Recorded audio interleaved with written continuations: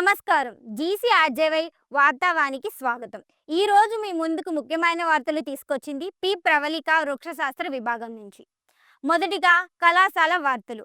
ప్రభుత్వ ఆర్ట్స్ కళాశాలలో 2025-26 విద్యా సంవత్సరానికి పోస్ట్ గ్రాడ్యుయేట్ కోర్సుల్లో మిగిలి ఉన్న సీట్ల భర్తీకి స్పాట్ అడ్మిషన్ నిర్వహిస్తున్నట్టు కళాశాల ప్రిన్సిపల్ డాక్టర్ రామచంద్ర ఆర్కే గారు తెలిపారు.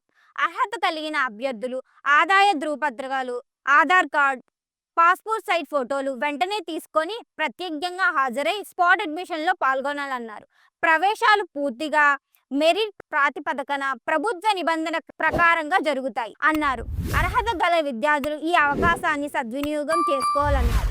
మరిన్ని వివరాల కొరకు కళాశాల కార్యాలయంలో సంప్రదించాలన్నారు. భారత సైన్యంలో పనిచేయడానికి ఎంపికగా నిర్వహించిన వంటి అగ్రివీర్ పథకానికి కళాశాల నుంచి 2 విద్యార్థులు ఎంపిక కావడం తమ గర్వకారణమని ప్రిన్సిపల్ డాక్టర్ రామచంద్ర ఆర్కే గారు తెలిపారు.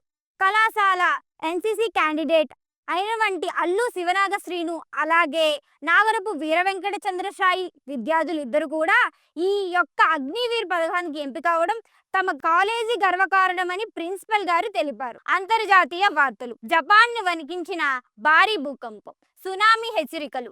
జపాన్లో మరోసారి శక్తివంతమైన భూకంపం వచ్చింది.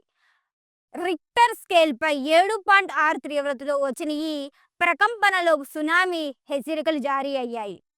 హుకైడో తీరంలో భూకంపం కేంద్రం ఉందని ప్రకటించారు. సునామీ హెచ్చరికల నేపథ్యంలో తీవ్ర ప్రాంతాల ప్రజలు అప్రమత్తంగా ఉండాలని అధికారులు సూచించారు.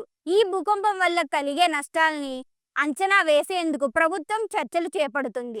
పలుమార్లు గాయపడవట్లు తెలుపుతుంది. జాతీయ వార్తలు. ఇండిగో సంక్షోభం వేళ కేంద్ర కీలక వ్యాఖ్యలు.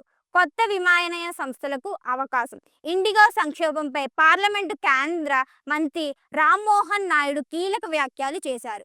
భారీ సంఖ్యలో ఇండిగో విమానాల రద్దీకి కారణం సిబ్బంది షెడ్యూల్ నిర్వహణ లోపాలని, ఆటోమేటిక్ సిస్టమ్స్ మార్పుల్లో సంబంధం లేదని స్పష్టం చేశారు. రంగంలో కొత్త విమానాల సంస్థలకు స్వాగతం పలుకుతూ భద్రత విషయాలను రాజీ పడేదే లేదని హెచ్చరించారు. ఇండిగో వ్యవహారంపై లోతుగా దర్యాప్తు చేస్తామని తెలిపారు. బాధ్యులపై కఠిన చర్యలు తీసుకుంటామని స్పష్టం చేశారు. రాష్ట్ర వార్తలు.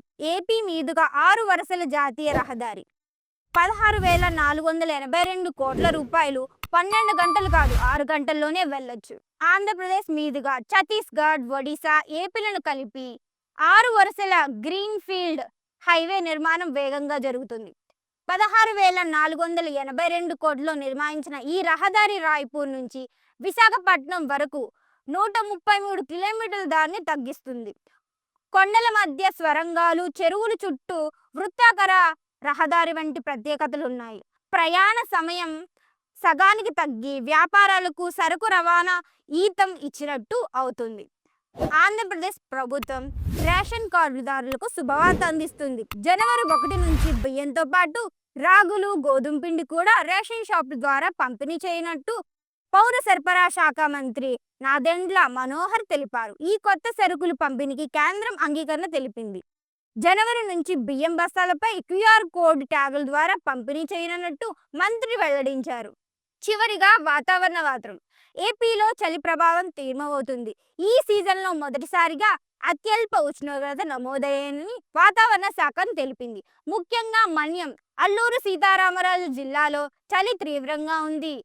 మామిడిలో 5.3 డిగ్రీలు, మంచిలపుట్టలో 7.7 డిగ్రీలు, దుబ్బిగూడలో 8.2 డిగ్రీలు, అరకులో 8.9 డిగ్రీలు, చింతలపల్లిలో 9.5 డిగ్రీలు ఉష్ణోగ్రత నమోదయ్యాయి. రాష్ట్రంలో రాబోయే 4 రోజుల్లో చలి తీవ్రంగా మరింత పెరిగే అవకాశం ఉందని ప్రజలు జాగ్రత్త తీసుకోవాలని అధికారులు హెచ్చరించారు. నమస్కారం.